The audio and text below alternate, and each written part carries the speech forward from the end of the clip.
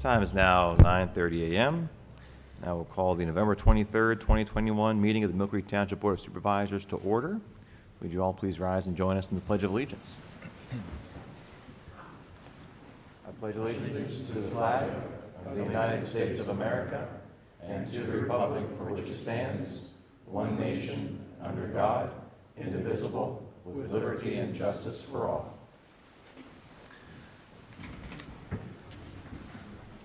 This meeting is being televised live online at youtube.com. A link is provided at millcreektownship.com/meetings. It's also being recorded by WQLN for viewing on Spectrum Channel 1024 and youtube.com with closed captioning. Members of the public may attend in person in the General Assembly Room. Persons who wish to offer testimony at any hearing or to offer comments during the public comment portion of the meeting, but who do not wish to attend in person, must contact Township Secretary Cheryl Williams at 814-833-1111 or at swilliams@millcreektownship.com no later than 24 hours before the scheduled meeting to make arrangements to participate via telephone. Ms. Williams, has anyone made arrangements this week? Thank you. I believe Mr. Shaw has an announcement. Yes, in order to enable you to take action on certain things at this meeting, we need to amend the agenda in accordance with the recent change in law with respect to agendas. I would recommend amending the Solicitor Communications section to add the following references. Currently, it references an auditor letter of resignation. I would also recommend that we add acceptance of Alice Niebauer resignation, and then secondly, appointment of the Ron Wilga resignation vacancy with Alice Niebauer. Those are both auditor positions. Okay. Any questions or comments from the board? No, sir. Is there a motion to amend the agenda? So moved. Is there a second? I'll second. Mr. Shaw, procedure, do we ask for public comment on amendment to the agenda? Sure. Anyone have any questions about us amending the agenda today to add those two items under Solicitor Communications? Okay, hearing none. Mr. Bach? Vote yes. Mr. Ouellette? I vote yes. And I vote yes. Anything further, Mr. Shaw, at this time? Nothing further at this time. Thank you. Next item on our agenda is administration of oath of office for new Millcreek Township police officers. Chief Height, would you like to introduce our new officers to us? And I believe Mr. Bach will be doing the swearing in. Okay, previously the board authorized to hire 3 individuals for police officer position. 3 candidates accepted the conditional offer of employment. They are Jose Delgado Jr., Jacob Kindle, and Grady Vrenna. I've received confirmation from the Municipal Police Officers Education and Training Commission that all 3 candidates have met the Pennsylvania requirements to become a police officer and that they may begin performing their duties. With that, I request we do the oath of office at this time. Okay. Chairman. Chief.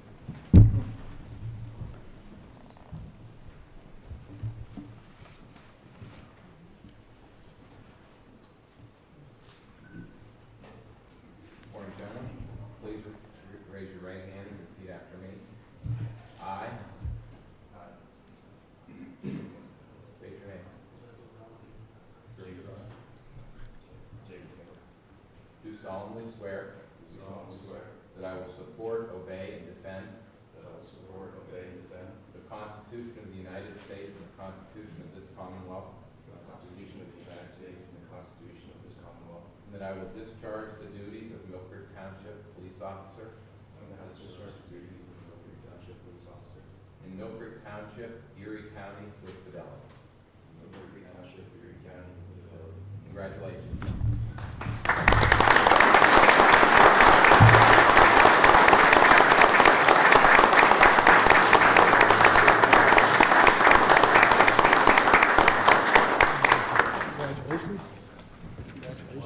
Congratulations again.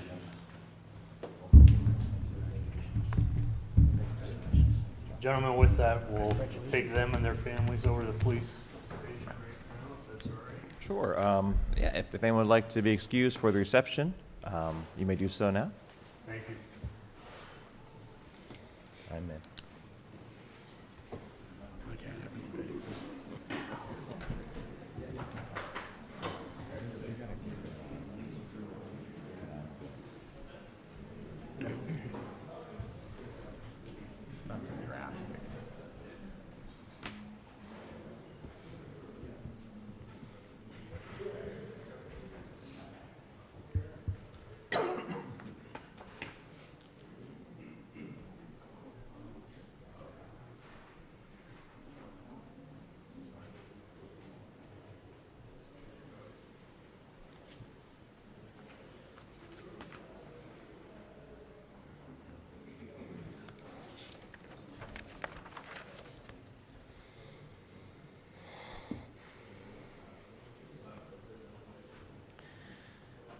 All right, next item on our agenda is public comments on agenda items other than development or rezoning applications.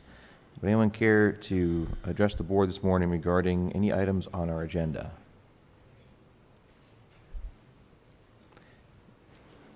If you could please state your name and address for the record and also sign in. Signing in over there sufficient, or you want me to sign this one also? Up there too, please. You got it. My name is Michael Agresti, 300 State Street, Suite 300, Erie, PA 16507. And I represent Gary Renaud and Mike Peck, Renaud Peck Real Estate, Tim Burke Myers and his wife, Burke Myers Real Estate, and David Idaluca and his wife. I'm here to provide public comment on their behalf regarding the proposed new zoning ordinance. Members of the panel should have received a letter from a group of real estate owners and experts. I'm not going to repeat what is said in that. It speaks in general terms of the concerns that have been raised by a number of stakeholders in Millcreek Township. I just want to give some examples specifically of how that would affect the folks that I represent. Starting with Dr. Idaluca and his wife, they purchased the old Rite Aid at Steratania and 26th Street. And on the first floor, he has the Idaluca Chiropractic Center. And on the lower level, 26th Street side, he has a number of what would be potentially retail spaces that he has tried to develop and is currently offering for lease. Under the new zoning changes, that would be an MU2 district, which would not allow for retail. So obviously that significantly reduces the potential pool of candidates for that building, and that obviously concerns the Idalucas greatly in terms of the value of their property. The whole West 26th Street corridor is a concern for a number of the folks that are here and the folks that signed that letter, because it would all become MU2 and eliminate retail, and it would create a significant non-conforming use, that whole entire corridor. The Renaud Peck Real Estate Group, they own property at Interchange Road very close to I-79, and under the new proposal, that would also become MU2. It's currently C4, which allows for a significant range of uses, one of which would be a large convenience store.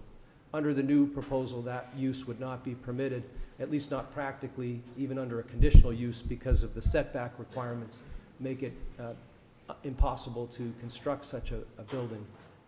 That seems to be an obvious use for that property, being as close as it is to the interstate and to the large retail around the Millcreek Mall. A convenience store, there's only one in that area. Competition is good, but this new zoning would eliminate that possibility, and it would also eliminate the possibility of retail. And lastly, the Burke Myers. This is the property behind the Erie Bank on Interchange Road and Edinburgh Road. It's a large tract of land that they've been assembling for decades, and that they've spent $250,000 developing into a potential retail site. They worked hard with this township to get it rezoned to C2 so that they could put retail in there. And under the new zoning ordinance, it would also be MU2, which eliminates the possibility of retail. These are some specific examples of the downzoning that will occur. It's much more widespread, and we just simply ask that the supervisors accept the recommendation of the Planning Commission. We spoke to them approximately a week ago, and they seemed to understand that there were a lot of issues with this zoning ordinance. A lot of hard work went into it, and no one here says that they don't appreciate that work done by the township. We simply want to make it better, and we think that it can be made better with the input from the significant stakeholders in Millcreek who would like to have more input in it. So we thank you for your time.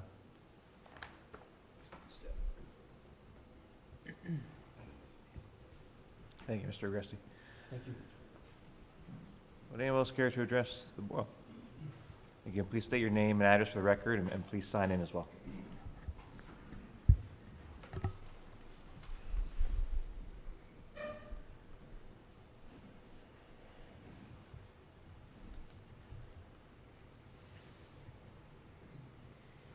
Good morning. My name is John Meisner, and I'm one of the signatories to the letter that Attorney Agresti referred to.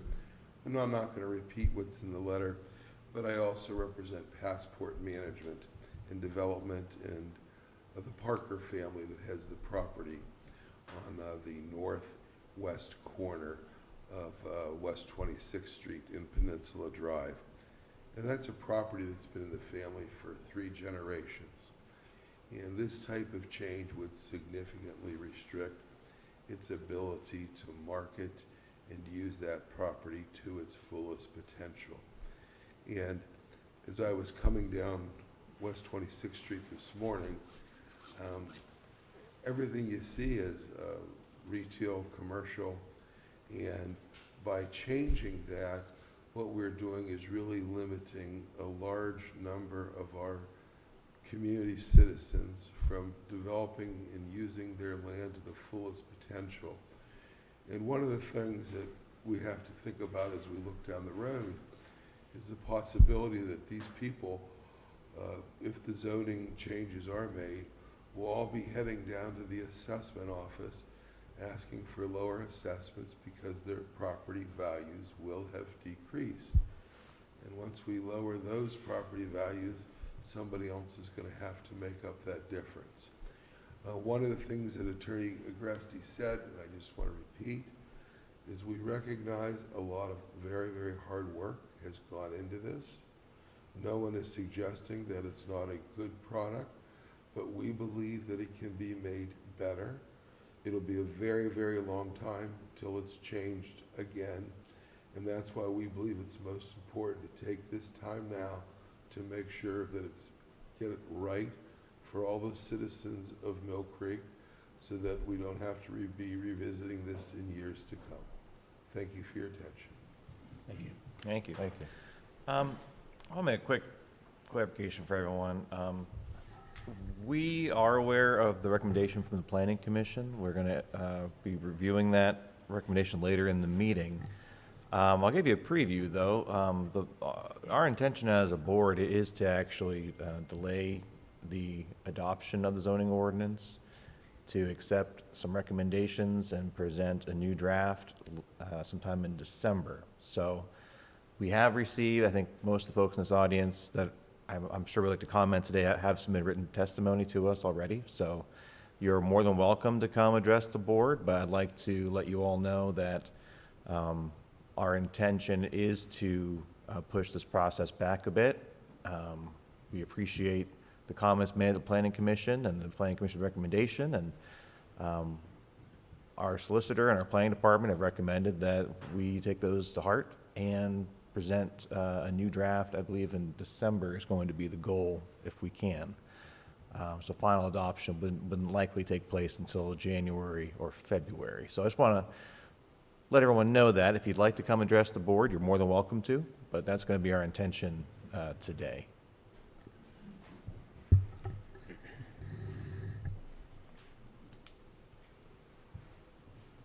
Mr. Chairman, thank you.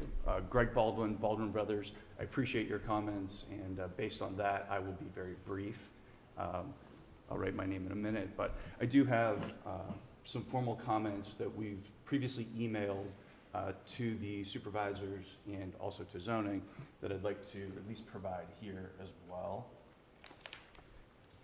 Thank you. Appreciate it, man.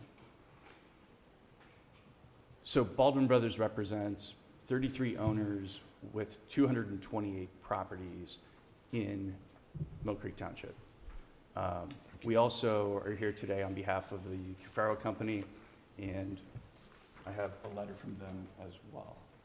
So obviously, the supervisors have acknowledged that there are some issues with the ordinance, and we truly appreciate the opportunity to be involved in looking at some of these issues, particularly with respect, as Attorney Meisner and Agresti alluded to, some of the permitted use issues are particularly significant throughout the zoning district. Our 228 properties are not just in one zoning district, they're in all the zoning districts. So we literally have extreme concerns about being able to develop, redevelop, lease, and our future investments in these particular properties. So we appreciate the opportunity, obviously, to discuss this with you. Appreciate you reviewing our comments. We've provided 16 pages of comments. So we're taking this very seriously from a developer and investor perspective, that we want to make sure that the supervisors understand the particular issues that really come up in this black and white document. It's a living and breathing document that will have significant effects and implications on all of the property owners and property rights throughout the township. We're particularly concerned about our new acquisition, which was the Joe Roots at 8th and Peninsula. You know, it was a property that was previously resort commercial, or is currently resort commercial, but with the very stringent requirements, the Build 2 requirement, and some other setback issues, we're extremely concerned that we're going to be able to actually redevelop that site. We're looking at it now from the perspective of, if in fact the ordinance gets passed or adopted, that we will likely be in a position where we'll have to reuse the existing building. That wasn't really the intent when we acquired the property. We really thought it was a nice opportunity to redevelop the property in a prime location to really change the face of that particular district. We're extremely concerned that the ordinance in its current form will end, the end result rather, will simply be our reuse of the existing building. So we've detailed comments similar to that throughout our comments, but on behalf of Cafaros as well, they have some very significant concerns about the reduction in permitted uses with respect to the mall. As we all know, through COVID-19, many things have changed. The way people do business has changed. Shopping has become more internet-based. Other businesses are more virtual. They have very few brick and mortar needs in particular. So limiting uses in any retail areas, such as a mall, will only create bigger problems, larger vacancies, larger issues, and it really doesn't address the changing nature of retail, where you want new mixes of users, whether they be entertainment, retail, office users, et cetera, to be able to be tenants and occupants of these properties. So that being said, again, we appreciate the opportunity to present the comments. We thank you for acknowledging and delaying the process. If you have any questions, I'd be happy to answer them at this point. Just, Greg, just real quick, the 16-page document you just submitted, that's the same as nothing's changed in that? Same document we emailed to the board and zoning on Friday. Okay, thank you. Thank you, Mr. Boland. Thank you very much.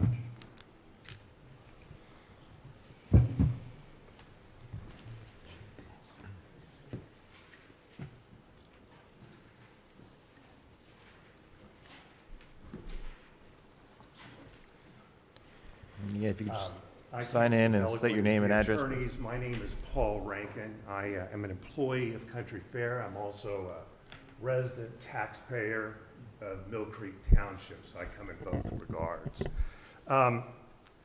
You know, the Country Fair has operated for 56 years in Millcreek Township. We currently offer 11 locations. We have in excess of 150 employees. A company such as ours operates mission-driven, and there are three missions that we look at, and I think that are affected by these zoning ordinances. One, we care about our team members providing a safe environment.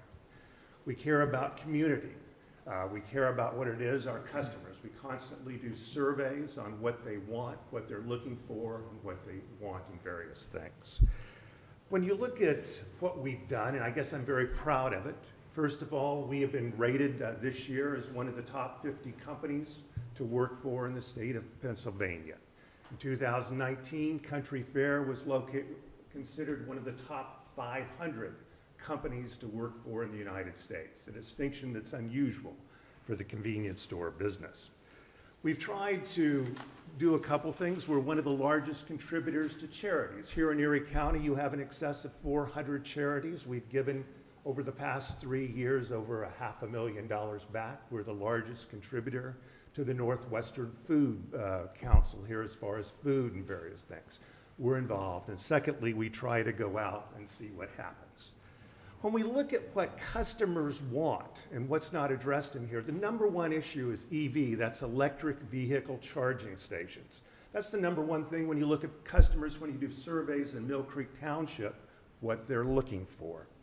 This area is highly driven by price signage. This area is probably one of the most affected by price. And you look at the township, when we go back and do surveys, the number one interest that people have are price signs. That's the number one determinant where people buy things.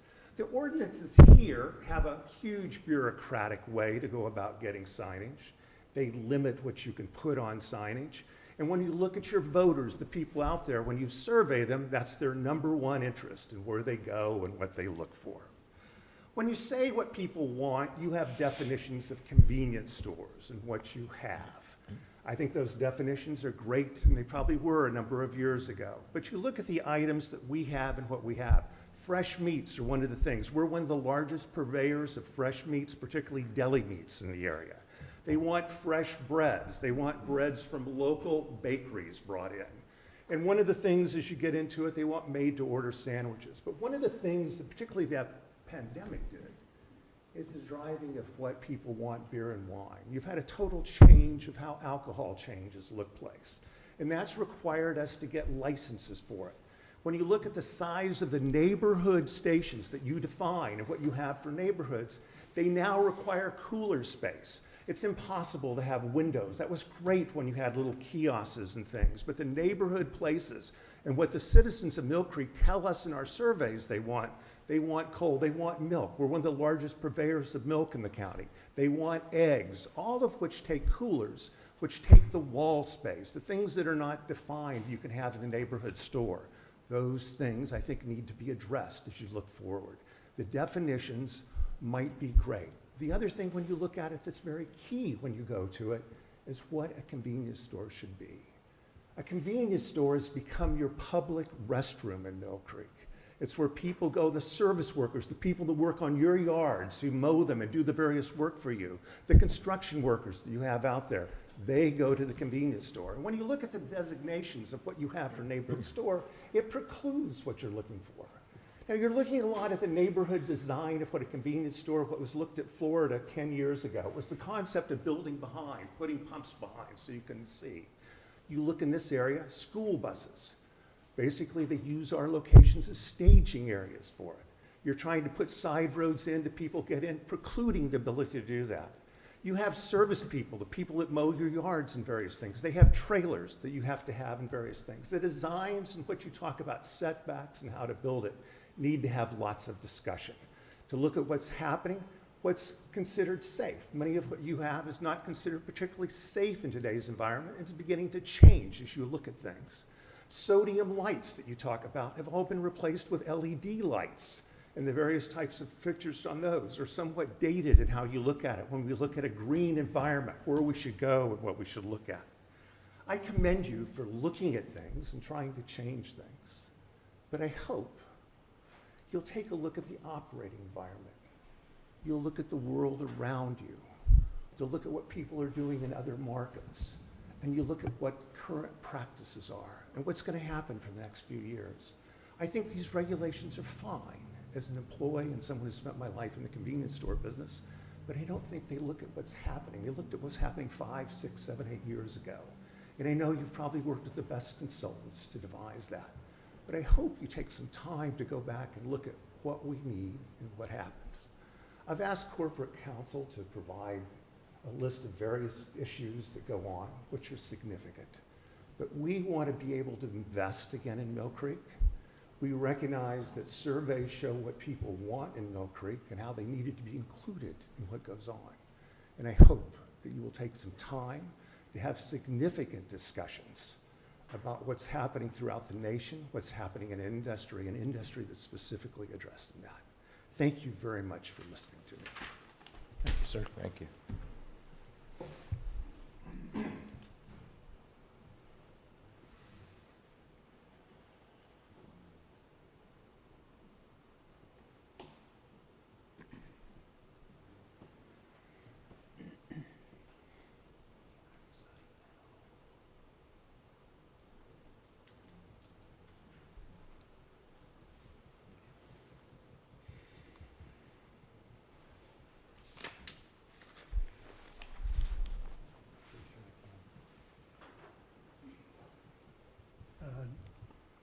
Doug Prozan, 3286 Lakefront Drive. I'm also a member of the Planning Commission, And from your comments earlier, it sounds like our recommendation for 6 months might be longer than you are intending to grant it. And I would caution you that we've requested some information from your staff, and I don't, with the holidays coming and everything else, I'd like to see them have enough time to gather that so that we can review it. And lastly, this is a generational decision that you're going to be making. And I don't see that there's any reason that we have to rush into it. So when this comes up, again, I would like to see the 6 months granted. We debated that. We felt that was an adequate amount of time. Thanks.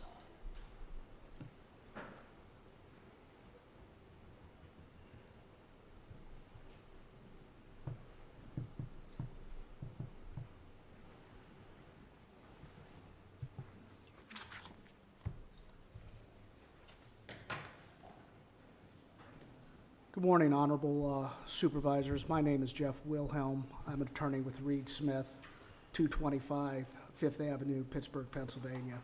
I am here today representing my clients, VCG Properties, LLC.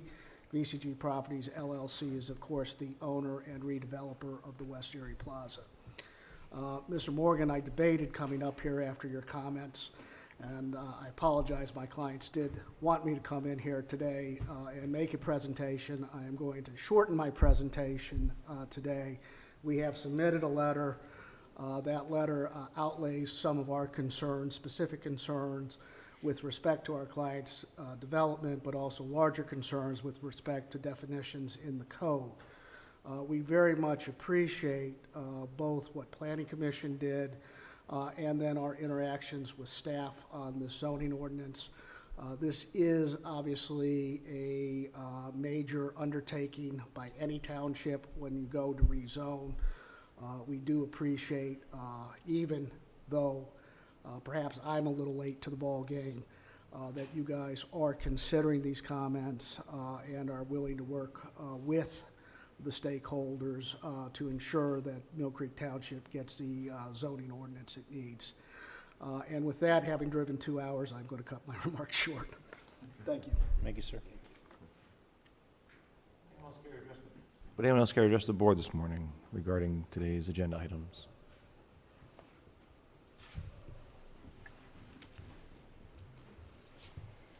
Okay. With that, next item on our agenda is approval of the November 9th, 2021 meeting minutes. Any questions or comments on the minutes, gentlemen?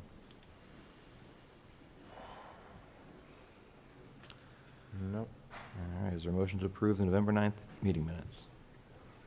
So moved. Is there a second? I'll second. Mr. Bach? Vote yes. Mr. Olet? I vote yes. I vote yes. Next item is the bills. Any questions or comments about this week's payment batch register?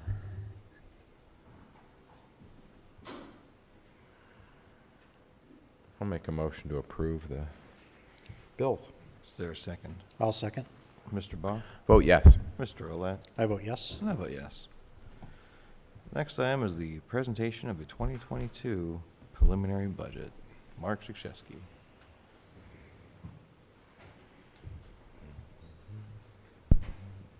Thank you. This process of putting together the preliminary budget began this summer with the departments looking at their capital needs, proceeding through their operating expenses, and all this information is gathered together and reviewed and assembled, and what we result with is the preliminary budget presentation. We'll start off with the general fund. The general fund is the main operating budget of the township. It's where most everything that happens is paid. It's the salaries, it's the benefits, it's that kind of things that run through the general fund. The revenue, the bulk of the revenue for the township comes from property taxes.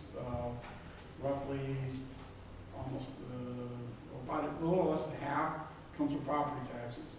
And it's at $13,373,491 for 2022.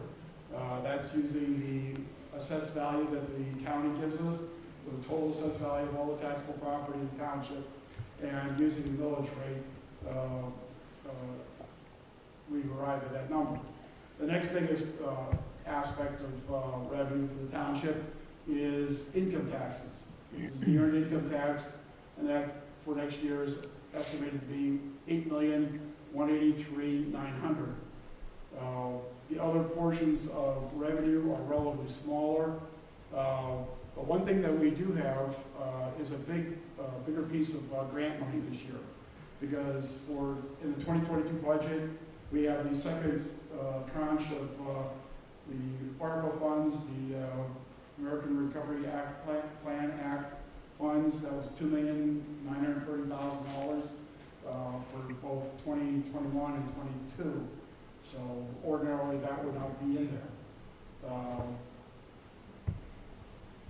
We also have monies in there for fines, permits, franchise fees, for cable TV. We all pay that.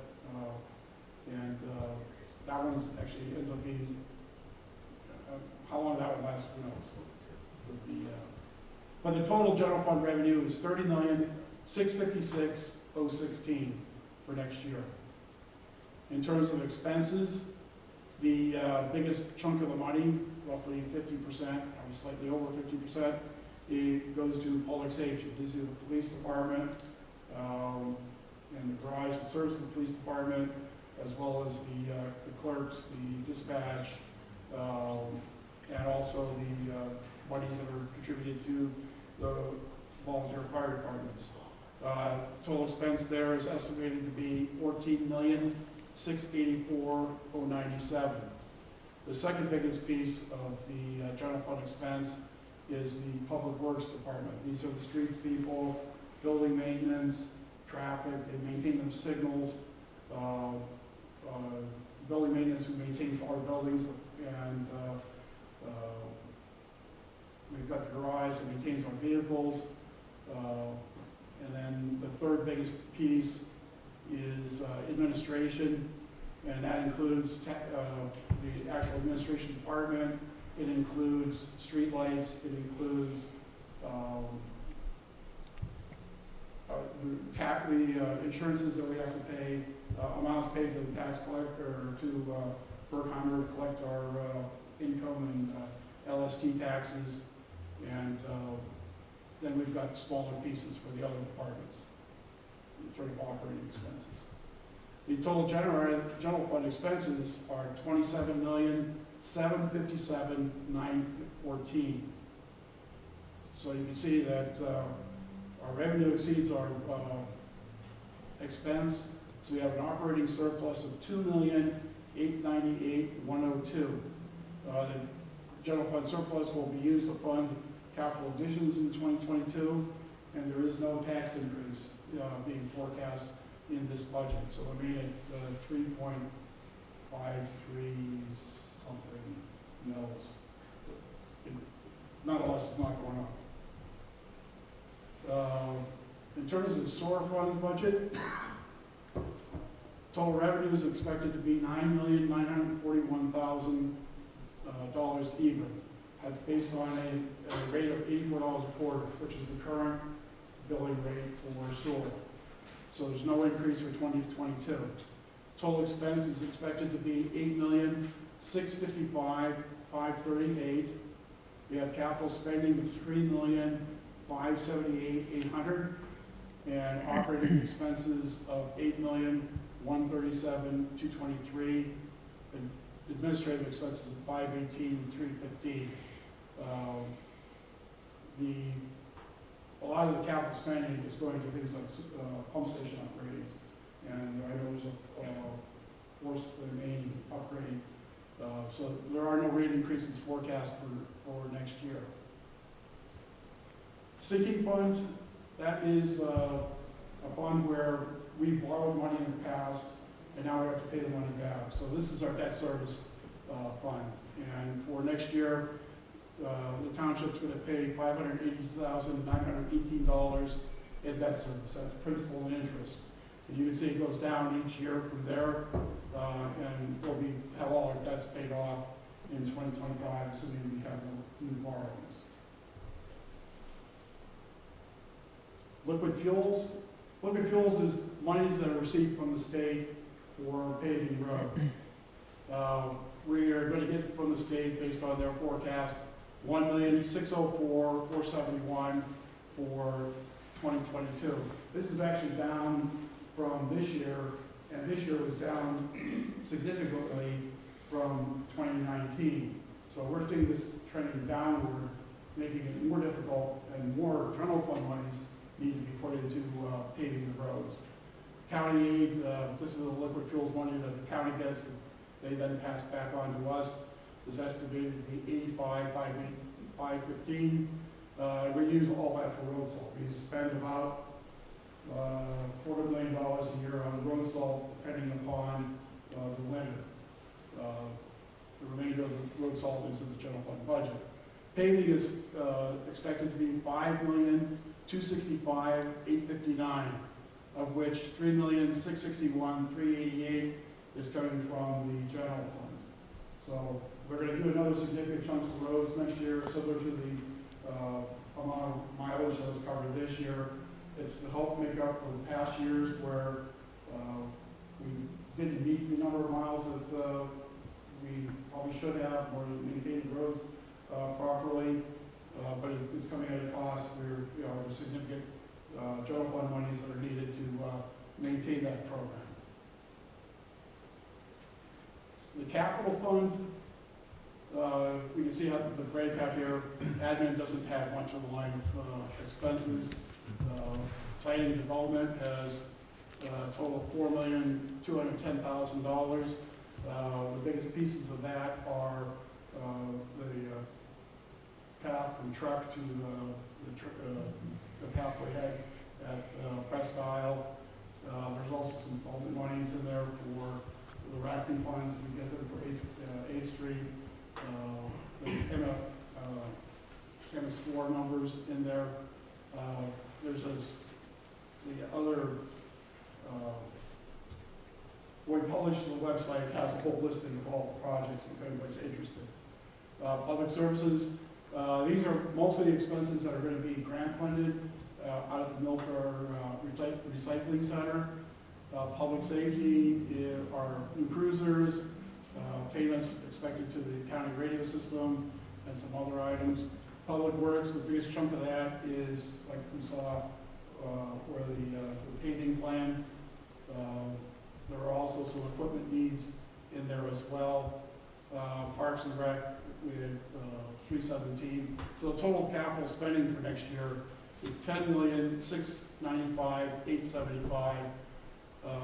The bulk of which, $8,658,992, is funded from the general fund. We've got some that are grants and some that are part of the real estate taxes as a public improvement component, and that's reflected there.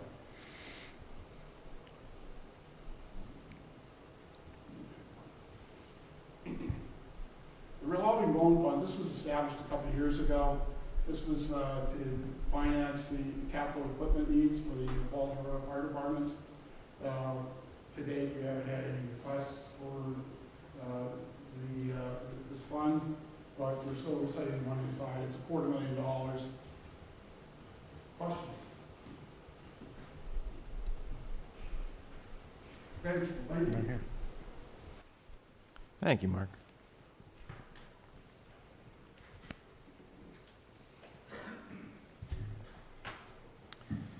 Gentlemen, next item is the preliminary budget motion that we need to have included in our minutes. With regard to a budget for the 2022 calendar, we need a motion that the minutes of this meeting include the following. For approximately the last 60 days and under the direction of the Board of Supervisors, work has been undertaken to prepare a proposed budget for 2022. A draft of the proposed and preliminary budget is now prepared and ready and available for public inspection. Public notice of the preparation of the availability for inspection of the preliminary 2022 budget has been will be advertised today, November 23rd, in the Erie Times News.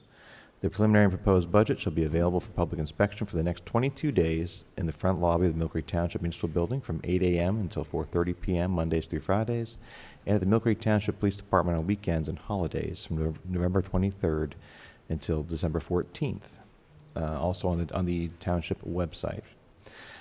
At the regular meeting of our Board of Supervisors meeting at 7 p.m. on Tuesday, December 14th, and after making such revisions as deemed necessary, the Board of Supervisors intends to adopt the budget for the calendar year 2022. Is there a motion to add that to our minutes today? So moved. Is there a second? Second. Mr. Bach? I vote yes. Mr. Olet? I vote yes. And I vote yes. Thanks again for all your work on that, Mark, and for all of our directors who work on that budget for us every year. Thank you. Yes, Appreciate thanks, Mark. Next item is bids and quotes. First is change order number 4, Millcreek Township Sidewalk Accessibility Project, Phase 9, Planning and Development Department. Mr. Waldinger. Thank you. Good morning. This is a change order. It's the final change order for ADA Sidewalk Accessibility Project Phase 9, which is the final phase under our consent decree with Voices for Independence. We installed ADA-compliant curb ramps and blended transitions throughout the township. This change order is actually a deduction from the total contract amount to remove unused quantities and to finally close out the contract with Lindy Paving. So this change order, which is number 4, is a reduction of $9,246, brings the total of this contract for ramps this year, Phase 9, with Lindy Paving to $222,109. All of these were paid from our CDBG allocation for 2021. Thank you, Mr. Waldinger. Any questions or comments from the board? There's a motion to approve change order number 4. So moved. Is there a second? I'll second. Mr. Bach? Vote yes. Mr. Olet? I vote yes. I vote yes. Next item is rifles and accessories, huh? I will be presenting this in lieu of Chief Height's presence. This is a request from the chief requesting approval for the purchase of 20 Aimpoint Pro Rifle optics and 20 Magpul rifle flip sights from Uniform Outfitters, LLC. Oh, those kind of accessories. I thought Yes. maybe our guys were just clamming up a little bit. For a total price of $9,379.80. The funds for the purchase are from the 2021 Capital Projects Major Equipment Contingency Fund. The beginning balance of that account is $62,500. The ending balance after purchase is $53,120.20. You're good with that, Mark? Yes. Looks like there were 3 quotes obtained from Uniform Outfitters, which obviously was the low bid. Galls, $9,400.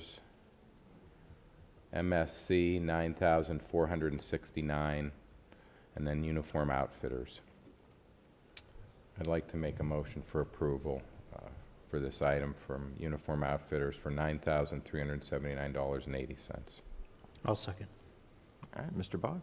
I vote yes. Mr. Olet? I vote yes. And I vote yes. Next is a traffic grant application. I'll take that. Okay.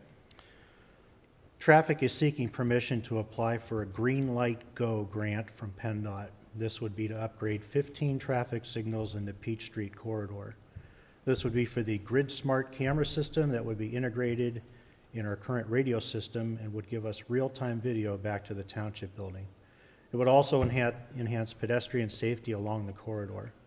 This grant is a 20% match from the township. Bureau Chief Jeff Tenney estimates the cost of materials for the project at $355,000. PennDOT's portion would be $268,000 with a $67,000 match from the township. It'd be the recommendation of Traffic Bureau Chief Jeff Tenney to apply for the Green Light Go grant from PennDOT. And I'll put that in the form of a motion. Any questions or comments from the board? No. The one comment I would have, Mr. Waldinger, you may want to reach out to Emily Alloys at the county. I know, at least as of 6 years ago, the county and the MPO had matching funds for Greenlight Go available. So we might be able to reduce our match. We'll do that. All right, is there a motion to authorize the grant application with a match not to exceed $67,000 of local funds? So moved. I'll second that. Mr. Bach? Vote yes. Mr. Olet? I vote yes. And I vote yes. Next item is a public hearing on subdivision and land development plans. First is 1625 Lowell LLC, small subdivision plan. The subdivision plan to show the creation of a parcel A from tax parcel 174.020 with a residual lot of .485 acres. Parcel A is to become an integral part of tax parcel 33.048.174.022, creating a 4.344 acre lot located along the east line of Lowell Avenue, south of West 26th Street in Tract 15. Mr. Waldinger. Thank you. I just wanted to read a whole one of those one last time. At their regular meeting of Tuesday, November 9th, 2021, the Millcreek Township Planning Commission recommended approval of the subdivision with the following requirement: that parcel A become an integral part of Erie County Tax Parcel 3348.174.22. Is anyone here to speak on behalf of this small subdivision plan? If you please state your name and address for the record, and also please sign in, that'd be great. Hi, good morning. Steve Giacchini, 1625 Lowell Avenue, representing 1625 LLC. Both properties are owned by the same owner, and we're looking to relocate it to put on addition for a tenant we've had for over 30 years. They simply run out of room, so BIU had said the property line ran through the building previously, so we're just looking to relocate it outside the property, outside the building, so we can put this addition on. Okay. Any questions or comments from the board? What kind of business is housed there? It's a fastener house. Fastener house? Yeah, nuts, bolts, screws. Okay, thanks. Thank you. Any concerns from the planning commission, Mr. Waldinger? No, there were not. Anyone else care to address the board regarding this matter? All right. Is there a motion regarding the 1625 Lowell LLC small subdivision plan? I'll move to approve. Is there a second? I'll second. Mr. Bott? I vote yes. Mr. Roulette? I vote yes. And I vote yes. Thank you. Thank you. Quick question. When will everything be signed and ready to pick up? Probably like 2023. You can contact Planning and Development this afternoon. Okay. Okay, That's much better than what I thought. Good. Should have it available. sounds good. Thank you. Yep.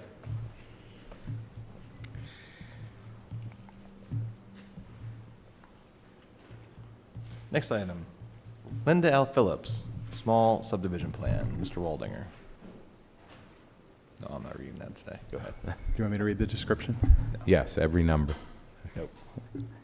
It's a subdivision plan to show the creation of a 40-foot by 114-foot lot from tax parcel 3350-304-19 with a residual lot of 40 feet by 114 feet. The new lot is to become an integral part of tax parcel 3350-304-20, creating a 120-foot by 114-foot lot located along the east line of Fiesler Street, north of West 29th Street in Tract 25. And at their regular meeting of Tuesday, November 9th, 2021, the Millcreek Township Planning Commission recommended approval of this subdivision with the following requirement: that the 40 by 114-foot lot become an integral part of tax parcel 3350-304-20. Thank you, Mr. Waldinger. Someone here to speak on behalf of this plan? And if you could please just state your name and address for the record, and please sign in, that'd be great. Jim Welka, 3200 West 32nd Street. I represent the Phillips in the creation of this lot. I'd be glad to answer any questions. Any questions or comments from the board? No, sir. Nope. All right. Any questions for anyone else in the audience this morning about this subdivision? All right. Is there a motion to approve the small subdivision plan? So moved. Is there a second?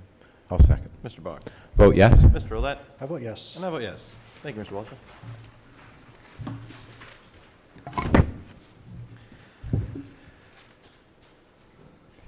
He's got multiple. Oh, are you the next one too? Yes. Oh, cool. All right. Next is Seth H. and Chantel F. Carter, small subdivision plan. Mr. Waldinger? Thank you. This is a subdivision plan to show the creation of a 0.1465 acre lot from tax parcel 3365-254-6 with a residual lot of 1.86 acres. The new lot is to become an integral part of tax parcel 3365-346-17, creating a 0.5457 acre lot at the west side of the intersection of Cahe Road and West 32nd Street in Tract 22. At their regular meeting of Tuesday, November 9th, 2021, the Millcreek Township Planning Commission recommended the approval of the subdivision with the following requirements. That the 0.1465 acre lot become an integral part of tax parcel 3365-346-17, and also that a drawing addition to show the square footage of the existing buildings on the plan. I represent the Carters on this minor subdivision. I'd Okay. be glad to answer any questions. The changes that were suggested, there's no problem having those made on the plans? Oh, no, not at all. Any questions from the board? No, sir. Anyone else in the audience care to address this issue? All right. Mr. Waldinger, no further concerns or comments were made at the Planning Commission? None were expressed at the Planning Commission meeting. Okay. Is there a motion to approve the small subdivision plan? So moved. Is there a second? Second. Mr. Bach? I vote yes. Mr. Olet? I vote yes. And I vote yes. It's been a busy month for you, Mr. Wolka. It's been, That's good, I guess. Next is the Douglas and Randy Burt small subdivision plan. Mr. Waldinger. Thank you. This is a subdivision plan to show the creation of a 1.3980 acre lot from tax parcel 3351-204 with a residual lot of 1.4297 acres at the north side of the intersection of Edgemont Parkway and Ardmore Avenue in Tract 1. At their regular meeting of Tuesday, November 9th, 2021, the Millcreek Township Planning Commission recommended approval of the subdivision with the following. A requirement that the square footage of the existing the existing buildings be added to the plan. This subdivision also requires a modification to be granted on behalf of the Board of Supervisors. Actually two modifications. There's a modification needed for the condition of a flag lot.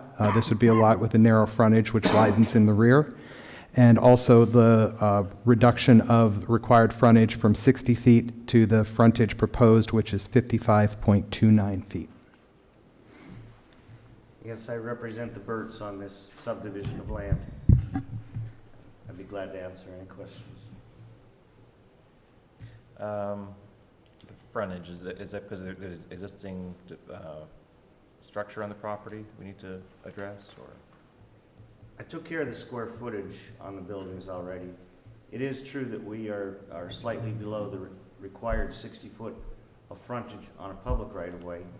Okay. It should be noted that they also have 40 feet of access on the private drive of Montpelier, Okay. or Montrose Avenue. And also I've met with the DEP, Coastal Zone Management folks, and, the feasibility of building a house down there is very real, north of the toe slope of the bluff and higher than the 100-year flood elevation. Any further questions from the board? No? All right, is there a motion to approve with the modifications granted as stated by Mr. Waldinger? So moved. Is there a second? Second.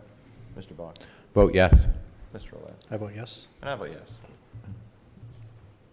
Thank you. You're not sticking around anymore, Mark? I'm out of here.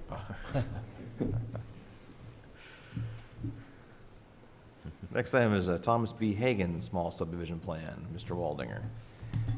Thank you. This is a subdivision plan to show the replot of tax parcel 33-173-574-20 to create a 1.00 acre lot, and the combination of tax parcels 33-173-574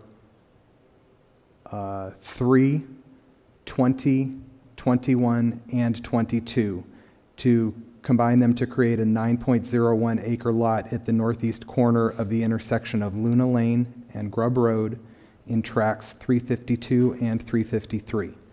At their regular meeting of Tuesday, November 9th, 2021, the Millcreek Township Planning Commission recommended approval of this subdivision with the following requirement, the drawing addition to add the square footage of existing buildings on the plan. Thank you, Mr. Waldinger. Is anyone here to present this small subdivision plan to the board?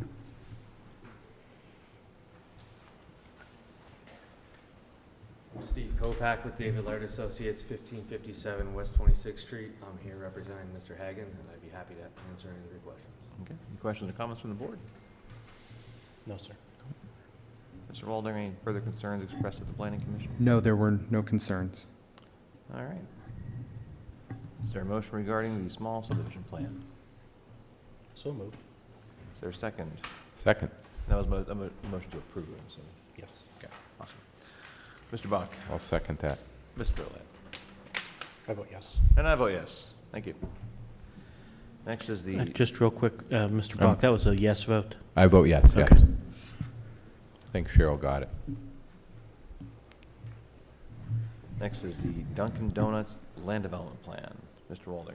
Thank you. This is a land development plan to show the reconfiguration of drive-through facilities and impervious area with the addition of a 228 square foot cooler freezer for a proposed eating and drinking establishment in an existing building located at the northwest corner of West 26th Street and Yoder Drive in Tract 18.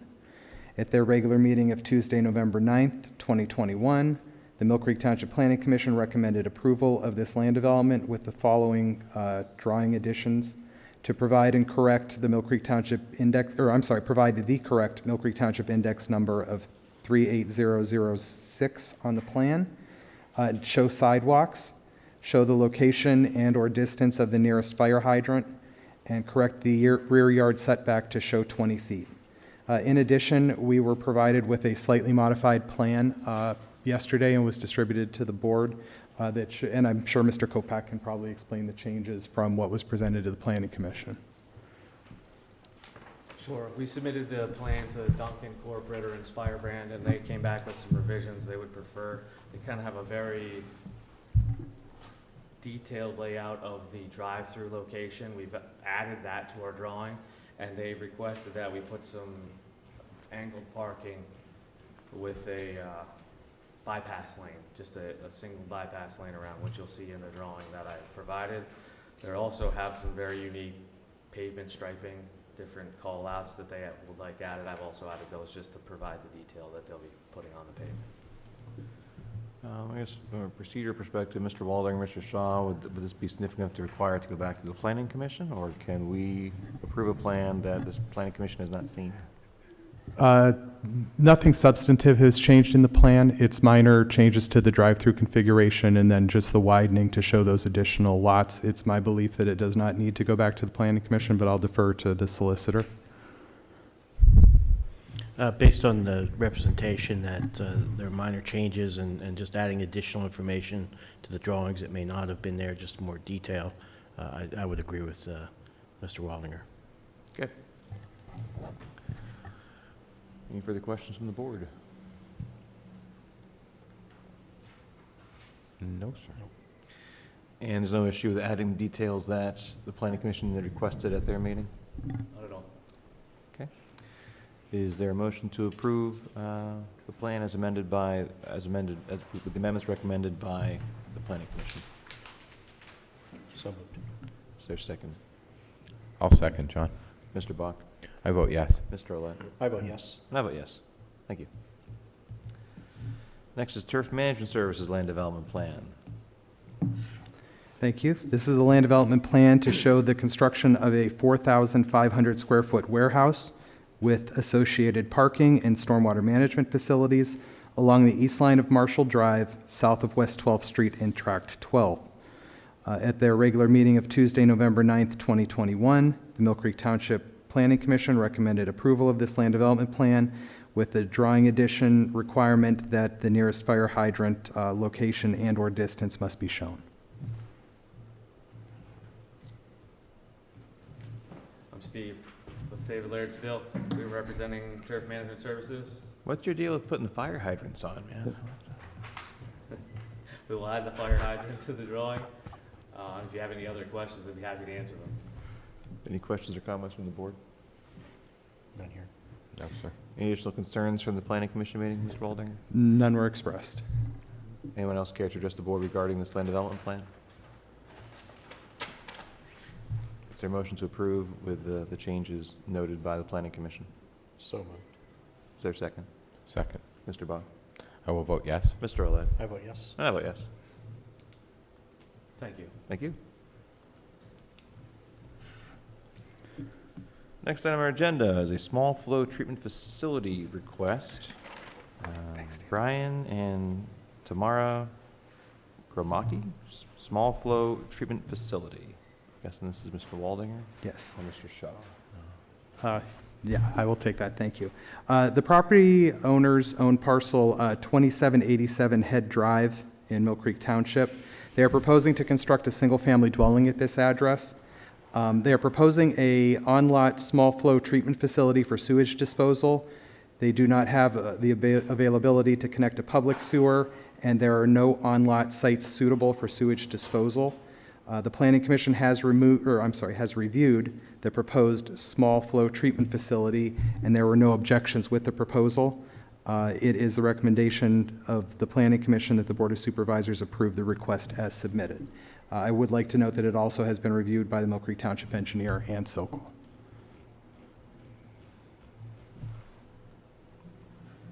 And this is above board with DEP regulations? I'll make sure we're not. tying Yes, ourselves up. there's a stipulation in the MPC that because we have a municipal planning agency, which is the Planning Commission, it needs to be reviewed by them and then forwarded to the board. Okay. Any questions or comments from the board? No, looks good here. Matt, as part of this, there's a kind of a form resolution that the supervisors have to execute on approval, I believe. Yeah, I believe it is part of actually the form itself, the municipal resolution, that's correct. So I would suggest in any motion include approval of that resolution and authorization to execute it. Okay. And you've had a chance to review that. You don't have any concerns about us approving? It's their basic form. It's, hasn't changed in quite some time, so. All right. With that, is our motion to approve Resolution 2021 R59, the sewage facilities planning module. So moved. Is there a second? I'll second. Mr. Bach? I vote yes. Mr. Olet? I vote yes. I vote yes. Next item is a planning waiver. I'm sorry, Mr. Chairman Morgan. I would also move approval of the plan, just so that we have that covered, because the resolution is actually the document that's submitted to the DEP, but I think you need to have an approval of the plan as well. Cool. Thank you. Is there a motion to approve the plan? So moved. Is there a second? Second. Mr. Bach? I do vote yes. Great. Mr. Olet? I vote yes. I suppose I vote yes too then. We good? Yes, thank you. Unanimous. Anything else? Not at the moment. You're sure? I'm sure there'll be something later. Cool. All right. Next, planning waiver and non-building declaration request. Gordon A. Evans, planning waiver and non-building declaration. Matt, what is this? I've never This is- seen this before. Yeah, this is also to follow MPC recommendations because this is a DEP, it's a waiver from the requirements to have a to have a planning module. They meet the requirements to have a waiver from a planning module for what they want to do for their sewage. But the MPC kind of requires that it goes to the planning agency and then the supervisors. So it was presented to the Planning Commission at their November 9th meeting. It was recommended that it be approved by the supervisors to sign off on the waiver so that they can have separate sewer service for both of these parcels. Gotcha. Any questions or comments from the board?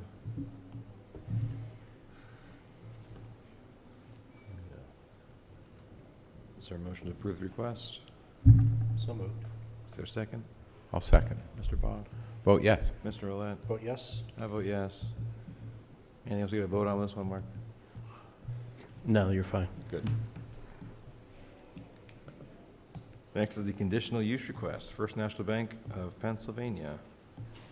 Mr. Waldinger. Thank you. This is a conditional use request to install or I should say, to replace a sign on First National Bank on West A Street, 2765. It is a requirement because it's in the Resort Commercial District that this be a conditional use. So in front of you is the application showing the new signage. The new signage does meet all of the requirements to be granted a conditional use. And so we recommend, I should say the Millcreek Township Planning Commission at their regular meeting of November 9th, 2021 recommended approval, and it's also recommended by the Millcreek Township Department of Planning and Development. Good morning. Bartlett Signs, 7628 Clare Drive, Fairview. Just looking to replace that front old cabinet with new channel letters, consistent with the square footage that's existing. And along with their logos, colors, everything's consistent with what they currently have. Okay. Any questions or comments from the board?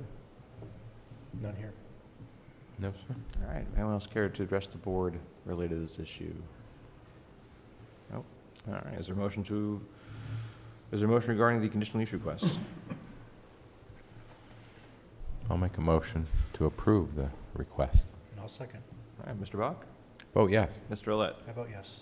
I vote yes.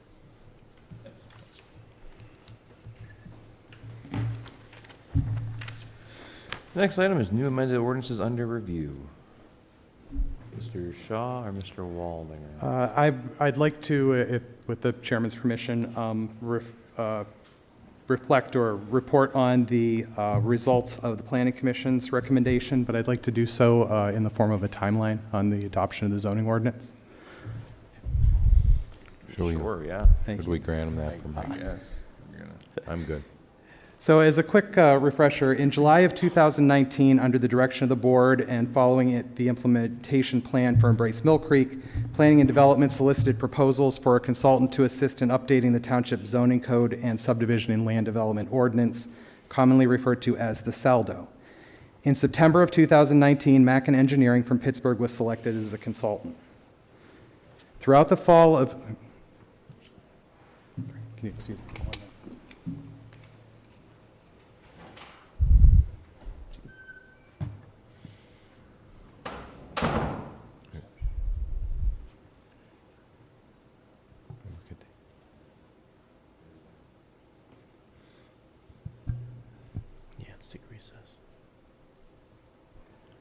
I think we'll take a 5-minute recess. I'll reconvene at 10:45.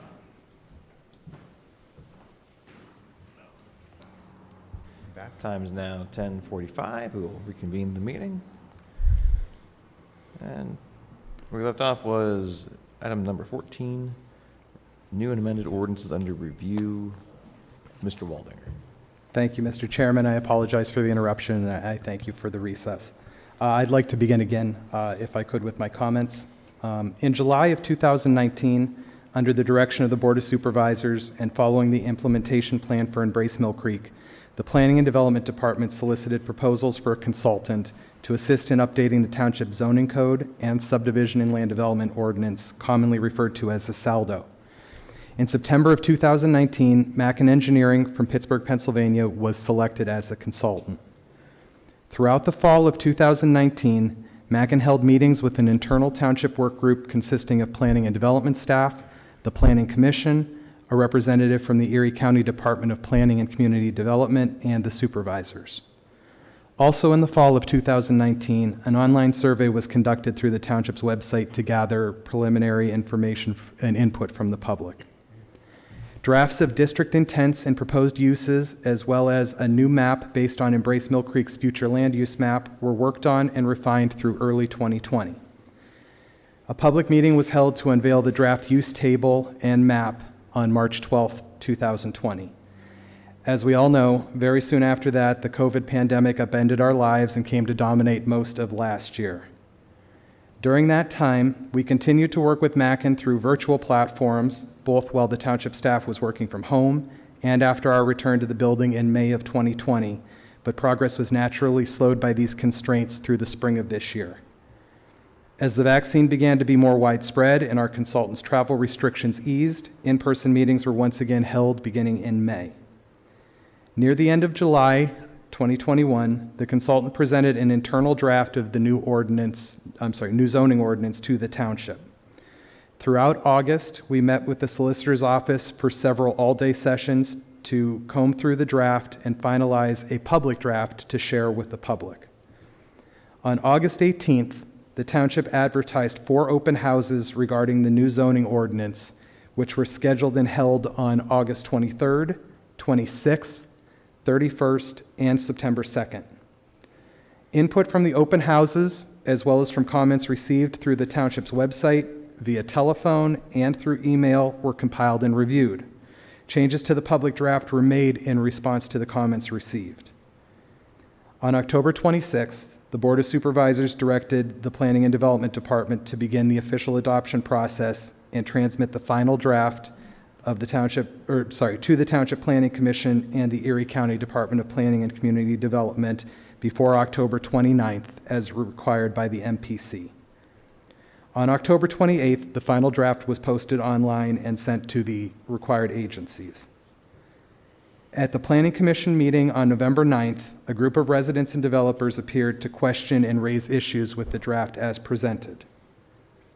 And so finally, as a report of their regular meeting of November 9th, 2021, the Millcreek Township Planning Commission recommended via a 5-2 vote that the Board of Supervisors delay the adoption process by 6 months to allow further work to be done.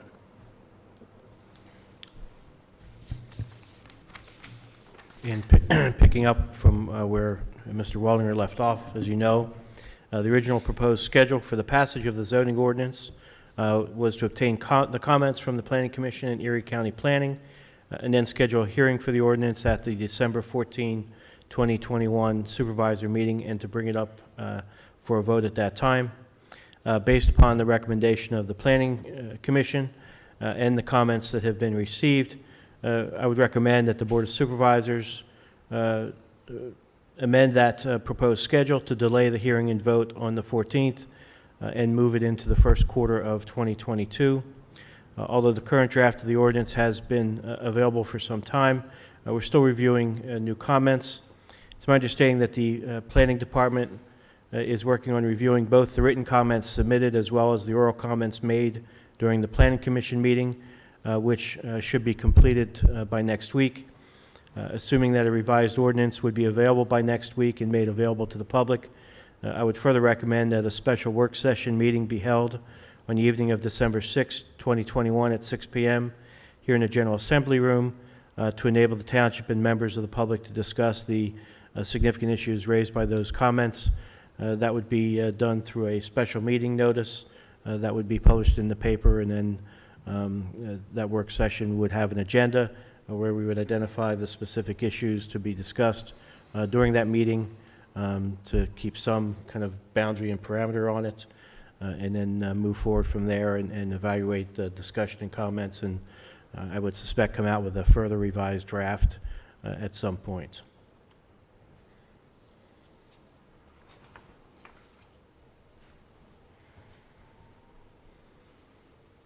Any questions or comments from the board? Not at this time. No, sir. You're asking for an action from the board, Mr. Shaw? I would believe that just based on, I guess, approving the recommendations, and then so that we can proceed with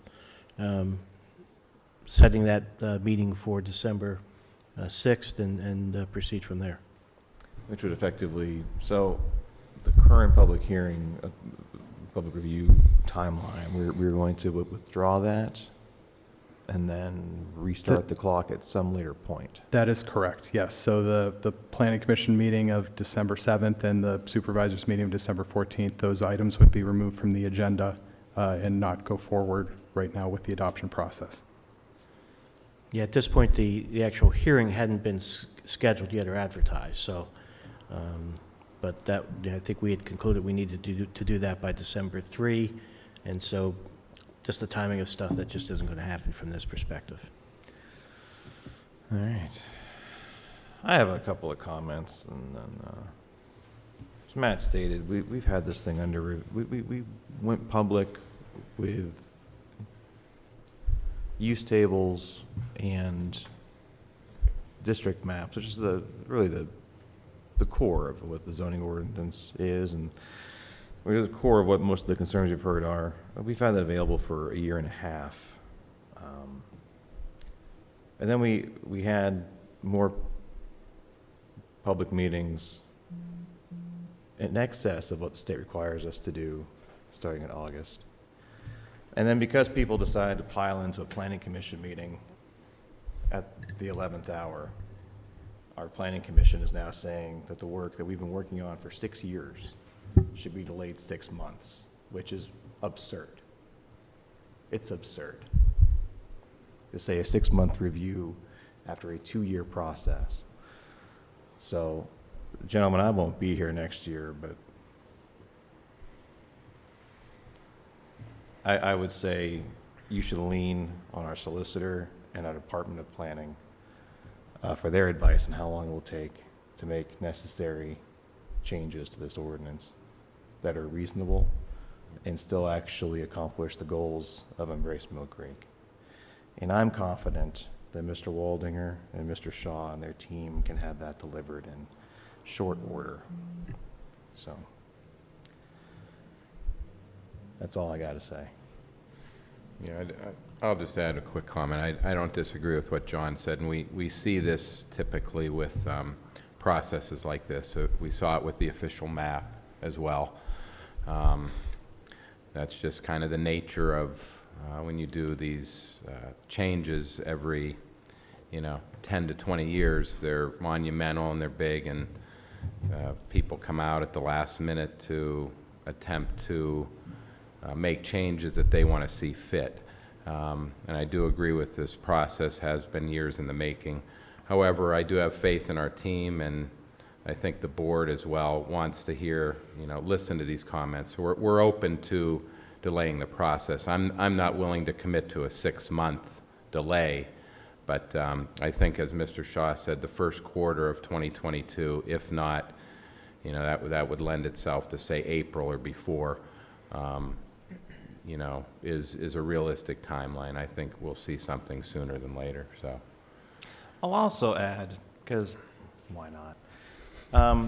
This region has been in decline for about 3 to 4 decades, in severe decline. And Millcreek Township has been stagnant for about the last decade, with no real population growth, no real development, no real increase in tax base.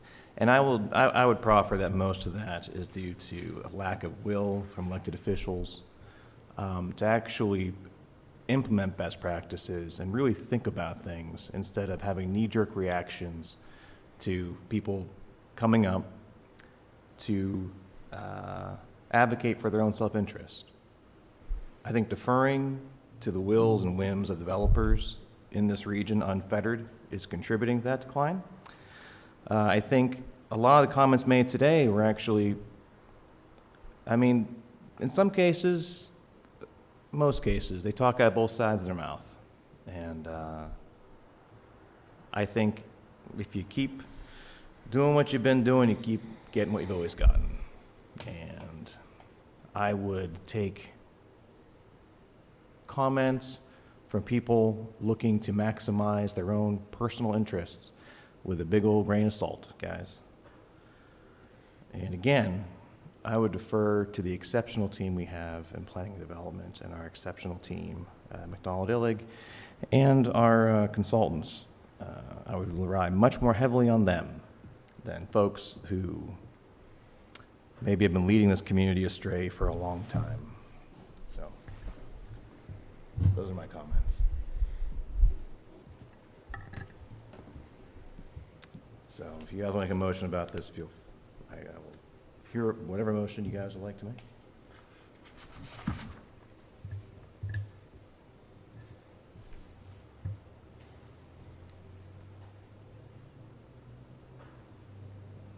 Or we have a public hearing on December 14th and adopt a new zoning ordinance and let the cards fall. But that is going to be up to you guys and your new board member. So I will.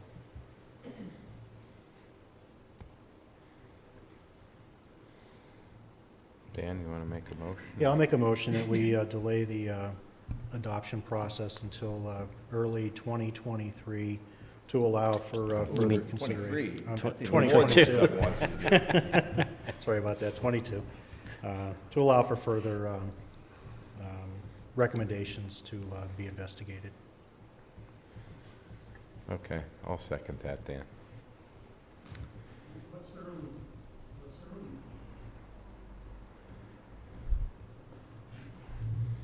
Well, I believe we kind of put an unofficial timeline of the first quarter. No, Mr. Shaw did. I would say what the motion is to indefinitely postpone the process.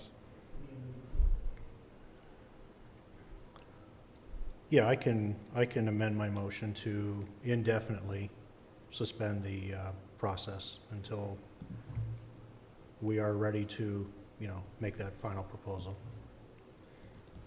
And would you guys also like to have this special get yelled at some more by developers in December 6th meeting?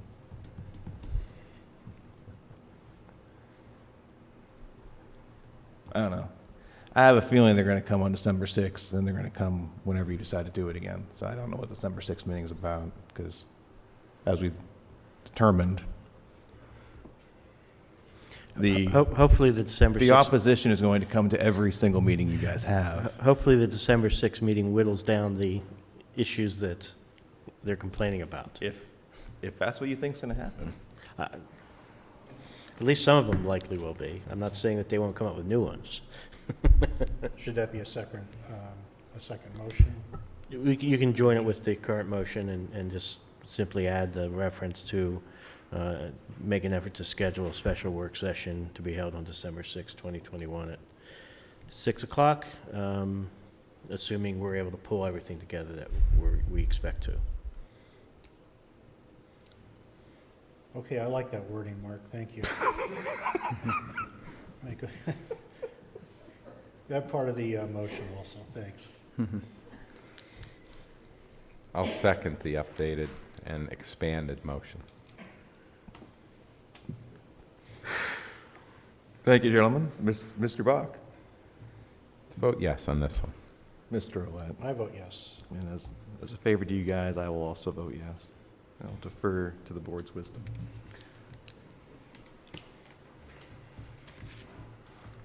Anything else under new and amended ordinances under review, Mr. Shaw or Mr. Waldinger? Nothing further on my part. Cool. Next is Resolution 2021 R60, a resolution pursuant to Resolution 2015 R20 and the Municipal Records Manual to approve proposed disposition of certain township records. This is a routine action by the board to publicly announce the disposition of records. I believe today all we have is dash cam videos from the police department that will reach their required retention period from November 24th until December 14th. Any questions or comments from the board? No, sir. Is there a motion to approve Resolution 2021 R60? So moved. Is there a second? I'll second that. I don't see that on our...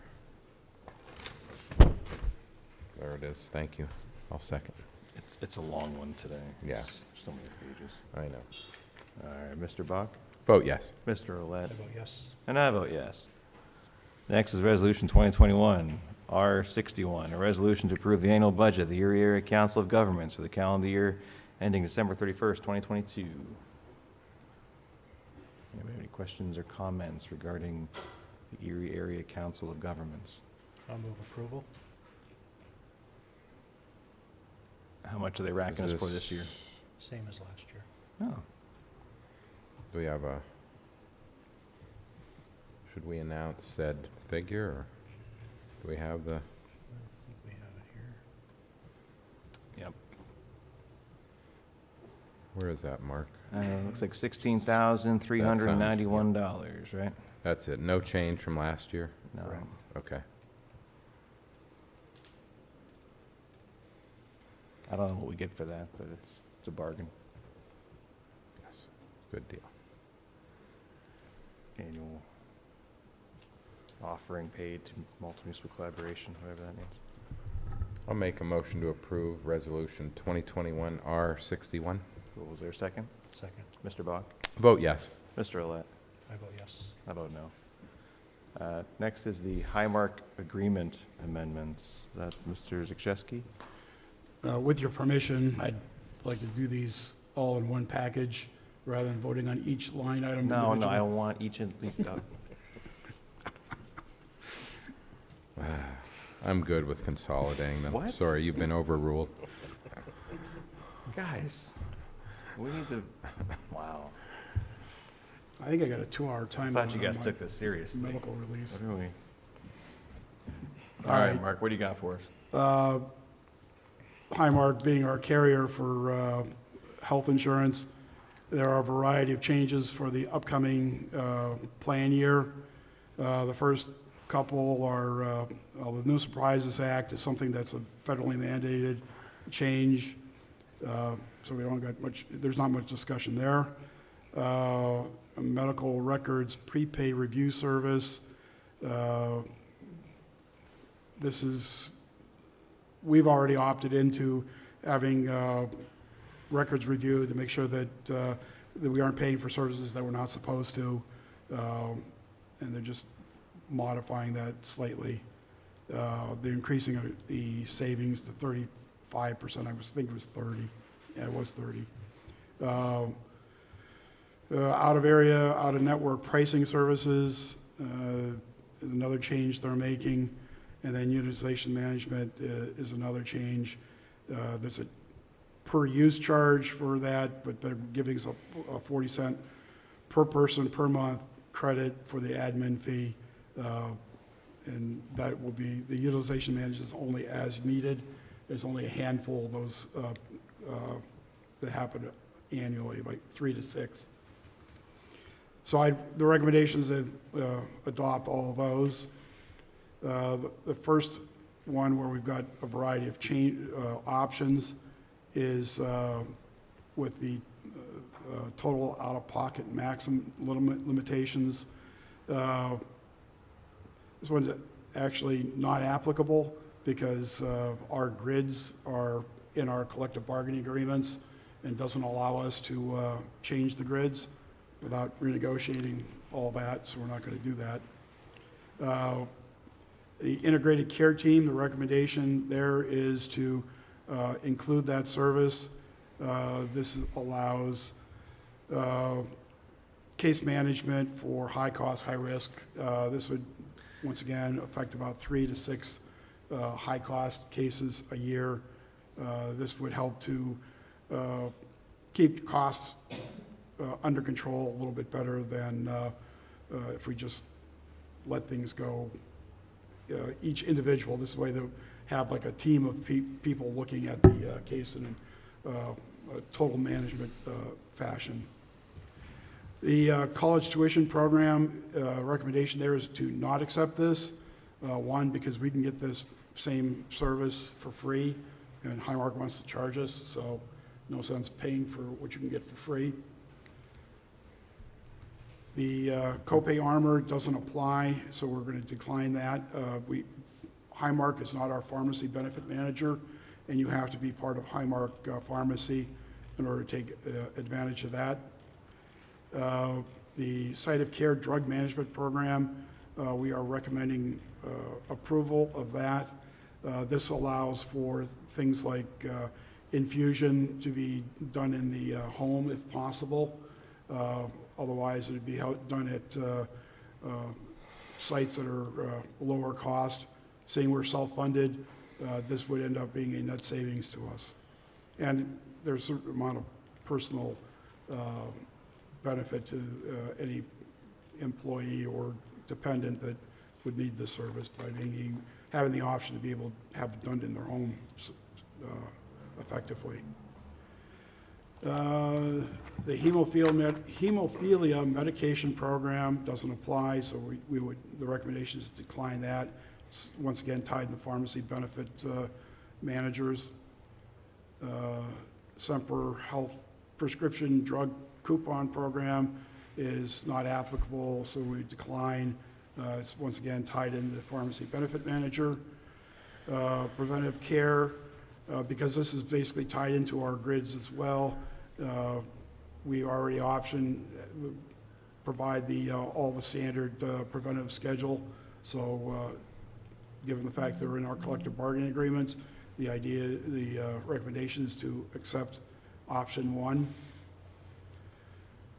Like I said, there's a lot of them. Utilization management, authorization for outpatient services. The recommendation there is to add this. This is when somebody would be going to, say, Cleveland Clinic, which is covered under Anthem. This would require Anthem to defer to Highmark for the utilization management as opposed to having Anthem do that. That would be the biggest localized. We also have retirees in Florida that would be out of the Highmark service area, and they would be covered under this policy as well. So whatever blue is in their retirement area, Highmark would become the primary utilization manager for their services. The final one, thank God, is, and it's similar to the one above, it's Advanced Radiology and Cardiac Imaging Program for out of area, out of network. Once again, Highmark would be the controlling entity for approving these services. Most of these have to be pre-approved anyhow, and it's just making sure that Highmark is the one that's doing the approving so that pricing is consistent. And so therefore the recommendation is to add that program as well. And that be the end of it. Any questions or comments from the board? Nope. Mark, could you go back over on page 4, the Sempra Health Prescription Drug Coupon Program? Is that? Really? Oh, man. Dennis knew I was kidding, jeez. All right, is there a motion to approve the Highmark agreement amendments? So moved. Is there a second? Second. Mr. Bach? I vote yes. Mr. Oled? I vote yes. And I vote yes. Financial security release, Chick-fil-A.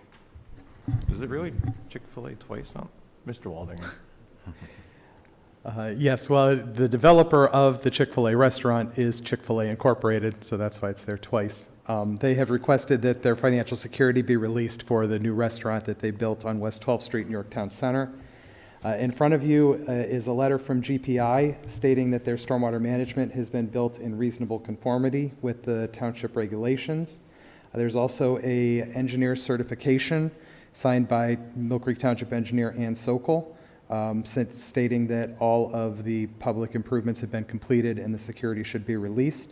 So at this time, under Ann's recommendation, I would also recommend that the township release Wells Fargo letter of credit number IS 000093965U in the amount of $240,450.40.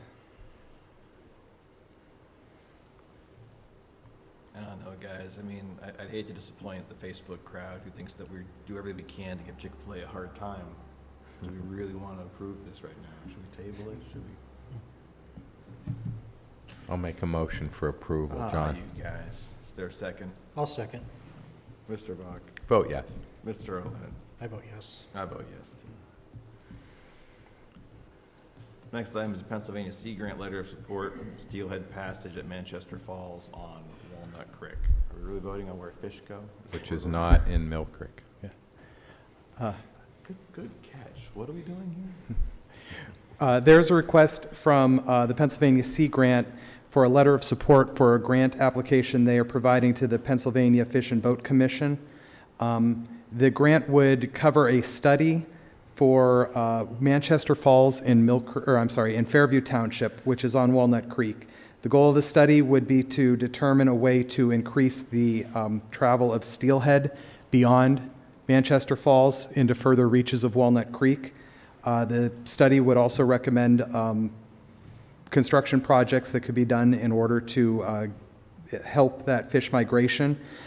This would be a benefit to Millcreek Township as the further reaches of Walnut Creek are in the township. The hope would be that the Steelhead could run even as far as Veterans Park, where the township has a fishing location there. So I would recommend that the township provide this letter of support to Pennsylvania Sea Grant for their grant application.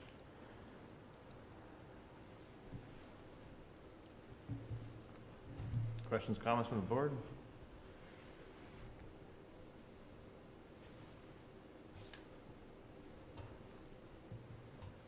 I don't have a strong opinion about Steelhead. What do you guys want to do? I'll make a motion for the letter of support. Excellent. Is there a second? I'll second that. Mr. Bach? I will vote yes. Mr. Olet? I vote yes. I vote yes, too. Next is the Evans Road property purchase. This is Mr. Shaw. Yes, this relates to a parcel of property that the township was interested in purchasing from an estate. Late in the day yesterday, some issues came up, and I would recommend that this be tabled until the next meeting. Okay. If you say so. Is there a motion to, we're talking tabling until December 14th? Yes. So motion to table item number 20 until our December 14th meeting. So moved. Is there a second? I'll second. Mr. Bach? Vote yes. Mr. Olet? I vote yes. And I vote yes. Next item is snow plowing agreements. Annual rite of passage. Yes. Before you have two snowplow agreements. The first is for Indigo Run. This is a short private street in Whispering Woods. Under the agreement, the township agrees to plow the roads for the season at a fixed price per linear foot of road. That was determined by the treasurer based on actual plowing costs incurred by the township. The agreement is currently being circulated to the residents for their signature and checks. I would recommend approval of this agreement subject to receipt of the agreement signed by the four residents and upon receipt of their checks of the full amount due. The second agreement is for Mystic Ridge, which is located in Whispering Woods Subdivision 7C, which is still under construction. Township has typically entered into these types of agreements when a developer is still in the construction phase and the road has not been turned over yet to the township. This has been signed by the developer and the funds have been provided, and I would recommend approving this agreement. You can approve them both at the same time.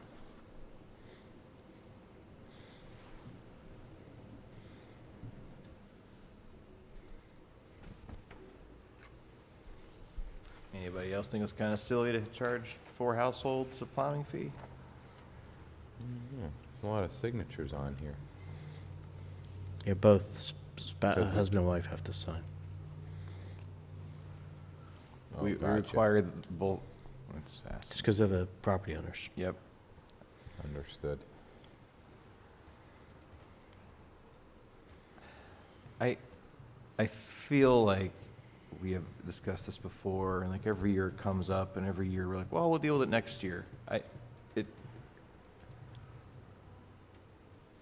history lesson. Some developer came in and said, hey, I want to build a dumb eyebrow that doesn't conform with your subdivision plan. And the Board of Supervisors at the time, long before any of us, said, well, we really would like that you didn't do that. And, well, I want to. Okay, well, I guess we'll do it. But we're not going to plow it.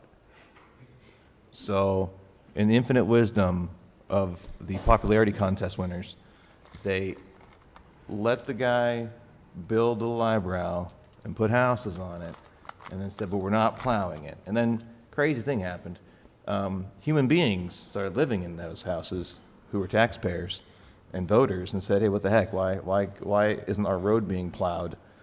And the board said, oh, well, because it was a special deal, and the guy who built those houses promised that we wouldn't have to plow the road. And so, well, we didn't agree to that promise. And so the board decided, well, I'll tell you what, even though you're paying taxes, you can pay us a plowing fee for the eyebrow that should never have been built, and then we'll plow your road. And so then we came up with a formula that is so minuscule and pointless that, what is it, a couple $100 is what we're charging folks, just so we can say we're charging them, because whenever this subdivision was approved, the board at the time did some dumb handshake agreement. Am I wrong, Mr. Waldinger? You can tell me, I know you probably don't agree with how I'm portraying it, but are the basic facts accurate? The basic facts are accurate. I will add, though, that the procedure for charging was in place because, as Mr. Shaw mentioned, we do that regularly for subdivisions under development before we accept the road. Right, and that makes sense. A developer who has not yet given us the road and doesn't yet have people living on it, I can get behind that concept. But an existing neighborhood is being charged a plowing fee that no one else in the township is paying. Just pointing it out. Again, I'm not going to be here, something to consider. So these I'll are, accept whatever motion you guys want to put out there. these are public streets. No, the eyebrow Or is not a public street. Indigo Run is private. Correct, Yep. I believe. I got a feeling when it goes to pot, though, they're going to come asking us to pave it. And I believe- And we're gonna. I believe the notation on the subdivision is that it is a public right-of-way, but private cartway. So the paving that Yeah, is that in makes a there lot of is sense, private. doesn't it? Private road and a public right-of-way. Makes sense. Well, there has to be other private roads in the township, correct? Oh, yeah. Yes. No, we don't plow those ones.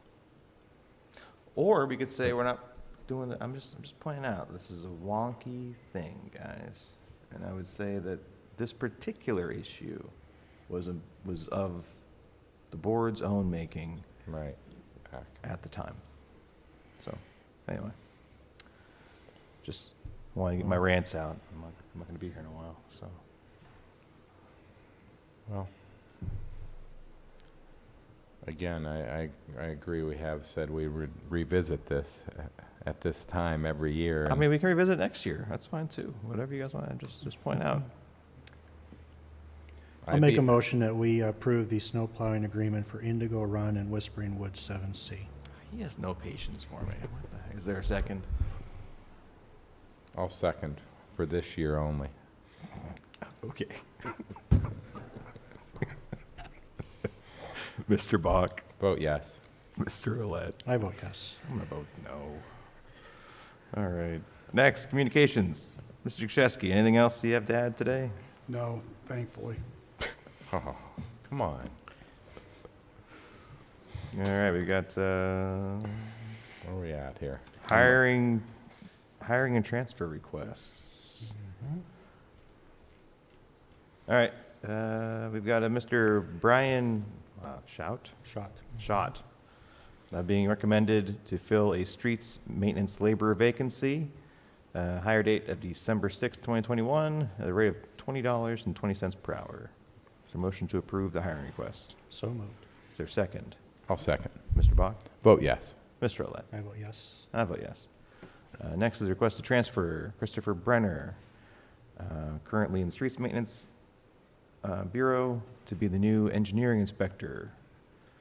Transfer be effective December 1st, 2022, with a rate of $30.29 per hour. Any questions or comments? So Motion to approve. Is there a second? I'll second. Mr. Bach? I vote yes. Mr. Olet? I vote yes. I vote yes. We have a request to begin filling, to begin the hiring process to fill another streets maintenance labor vacancy. That vacancy is going to open up on January 1st. Any questions or comments from the board? Is there a motion to authorize the hiring process to commence for the street maintenance labor vacancy? So moved. Is there a second? I'll second. Mr. Bach? Vote yes. Mr. Olet? I vote yes. I vote yes. Next we have training request. Admin.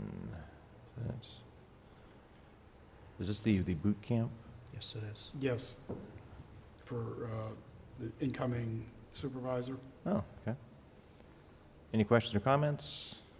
It's a good training. Oh, yeah. I've had it. All Yep. right. I'll make a motion for approval of this. It's $169 to PSATs, right? I believe it's a 3-day training, 3 separate days. Yep. I'll second. Okay. Mr. Bach? Vote yes. Mr. Roulette? I vote yes. I vote yes. And we have a police request. Request approval for 14 officers to attend an Introduction to Criminal Interdiction course at the PSP Northwest Training Center on November 24th. There is no cost for the one-day training. I'll make a motion for approval of this training. I'll second. Mr. Bach? Vote yes. Mr. Roulette? I vote yes. And I vote yes. Mr. Roulette, do you want to cover the reminder from I Public would be Works? happy to. It's a reminder regarding sidewalks and fire hydrants. When it snows, please remember to clear the snow and ice from the sidewalks in front of your homes and businesses within 24 hours after the end of the snowstorm. Please provide accessible routes maintained in a manner that enables all people, including those with disabilities, to use them. Provide for a continuous path of travel through driveways and parking lots to adjacent sidewalks and crosswalks. Please use sand on slippery areas or use salt sparingly, because come spring, melting snow will make it into our waterways. We also want to remind those that have fire hydrants on their property to please take the time to shovel them out. Make sure any snow and ice is removed in a perimeter of roughly 3 feet. Also make sure there is a path from the hydrant to the street. In the event of an emergency, it can save precious time for the fire department. Thank you, Mr. Roulette. Next is Solicitor Communications. Yes, thank you. On November 19th, 2021, the Board of Supervisors received a letter from Township Auditor Alice Niebauer advising of her resignation as an auditor. If you recall, her term expires at the end of this year. As indicated with Mr. Wilga's recent resignation pursuant to Section 65407B1 of the Second-Class Township Code, the Board has 45 days after tender of the resignation to accept her resignation. It is recommended that the Board of Supervisors accept Ms. Niebauer's resignation at today's meeting. Once her resignation is accepted, the Board of Supervisors ordinarily would have 30 days to fill her vacancy, and if they were unable to do so, then the Vacancy Board would have 15 days to do that. Given the timing of her vacancy would need to be filled by approximately January 7th of 2021, which would fall after the newly elected auditor for Ms. Niebauer's position would take office. Therefore, no action will be needed by the supervisors to fill her vacancy. As you know, at the November 9, 2021 meeting, the Board of Supervisors accepted the resignation of Township Auditor Ron Wilga since he had moved out of Millcreek Township. It's my understanding that Ms. Niebauer, who did not rerun for the auditor position because she was unwilling to do 6 years, is interested in serving out the 2-year term or 2-year remaining term of Mr. Wilga. She has served as an auditor for a number of years and is well qualified for the position. We would recommend that, given the timing, that the Board of Supervisors proceed to appoint Ms. Niebauer to fill Mr. Wilga's vacancy at today's meeting. She is willing to serve out the remainder of his term, and as I indicated, is very qualified and experienced, having served as an auditor for a number of years. Any questions or comments from the board? Okay. Is there a motion to accept Ms. Niebauer's resignation from her current seat? So moved. Is there a second? I'll second. Mr. Bach? Vote yes. Mr. Lett? I vote yes. I vote yes. And is there a motion to appoint Ms. Niebauer to the vacated seat of Ron Wilga to fill out his term for the remaining 2 years? I'll make that motion. And I'll second. Mr. Bach? Vote yes. Mr. Lett? I vote yes. And I vote yes. Any additional business for the good of the order, gentlemen? I just have Did you- one Oh, go ahead, Dan. quick thing. Oh, I'm sorry. The giving tree, as most of you saw, was put up in the lobby this morning.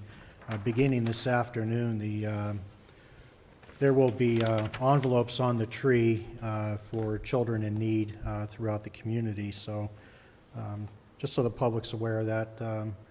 I'm not sure about the number of envelopes that'll be on there, but I know traditionally every year through the generosity of a lot of people, those envelopes do disappear rather quickly. So we certainly appreciate the community's support in this endeavor. Thank you, Mr. Chairman. Thank you, Mr. Lett. Anything else to go to the order, folks, before we open up public comments? Just a reminder that the township offices are closed Thursday and Friday of this week. We'll reopen on Monday morning. Thank you, Mr. Bach.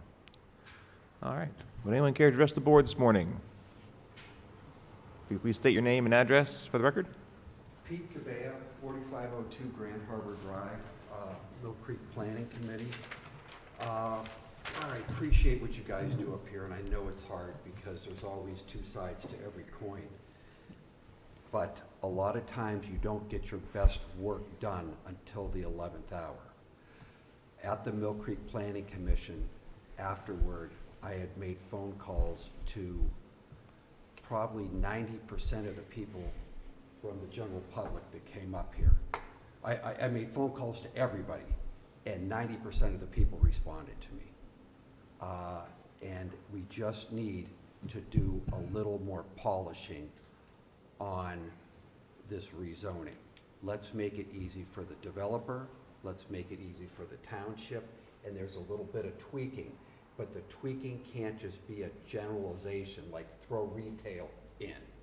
It's different people need different things, and therefore, as Mr. Shaw said, this planning meeting that we're going to have on December 6th might end up taking more time to do. We're not looking at drawing this out because I know how hard you guys worked at all this stuff. But I think during the 11th hour, we can tweak this a little bit better and make a lot more people happy.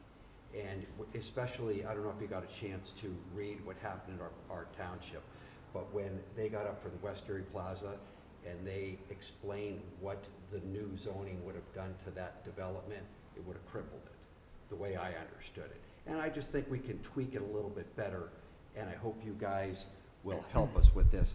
I'm not looking forward to it because it's going to be a tremendous amount of work, and it's hard sitting up there. But I'm willing to help, but I think we need to tweak it a little bit. Thank you, Mr. Cabea. Thank you. Thank you.